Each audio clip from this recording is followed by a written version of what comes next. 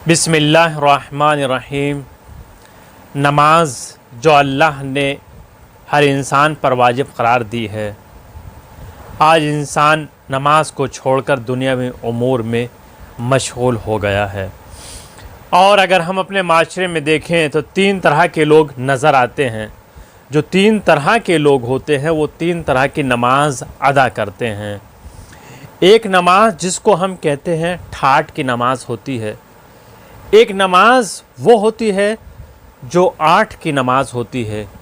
ایک نماز وہ ہوتی ہے جو کھاٹ کی نماز ہوتی ہے، یعنی 8 کی نماز وہ ہے جو جمعہ 8 دن صرف نماز جمعہ ادا کرتا ہے، اور ایک انسان وہ ہے جو ٹھاٹ سے نماز ادا کرتا ہے، یعنی پورے سال وہ نماز ادا نہیں کرتا، لیکن جہاں نماز عید الفطر کا وقت ہو گیا، اول صف میں بہترین لباس پہن کر، عطر لگا کر، خوشبو لگا کر سب سے پہلی صف میں نظر آتا ہے، چاہے وہ نماز عید الفطر کی ہو یا عید قربان کی ہو۔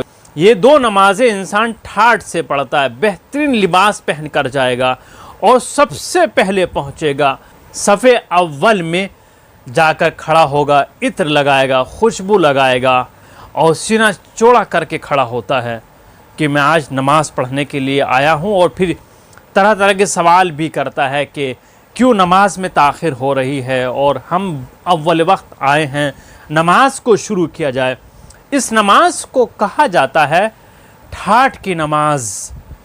اور جو 8 کی نماز ہوتی ہے وہ افراد ایسے ہوتے ہیں صرف جمعے کی نماز ادا کرتے ہیں، خالی ان کو جمعے کی فضیلت معلوم ہوتی ہے، اس کے علاوہ جو نماز پنجگانہ اس کی اہمیت ان کو معلوم نہیں ہوتی ہے۔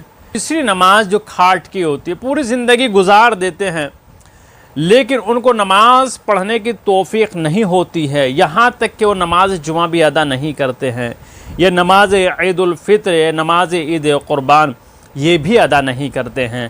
جب وہ اس دنیا سے رخصت ہو جاتا ہے اور کھاٹ پر لیٹا ہوتا ہے، پلنگ پر لیٹا ہوتا ہے، تو اس کی نماز میت پڑھائی جاتی ہے، اس کو کہا جاتا ہے کھاٹ کی نماز۔ تو ہمارے درمیان میں ایسے لوگ موجود ہیں، آپ کمنٹ میں بتائیے آپ کن میں سے ہیں، اور جو مستقل نماز پڑھتے ہیں وہ تو مؤمنین میں سے ہیں، ماشاءاللہ خداوند عالم ان کو سلامت رکھے اور حیات طولانی عطا فرمائے، سب کو شر ظالمین سے خداوند عالم محفوظ فرمائے۔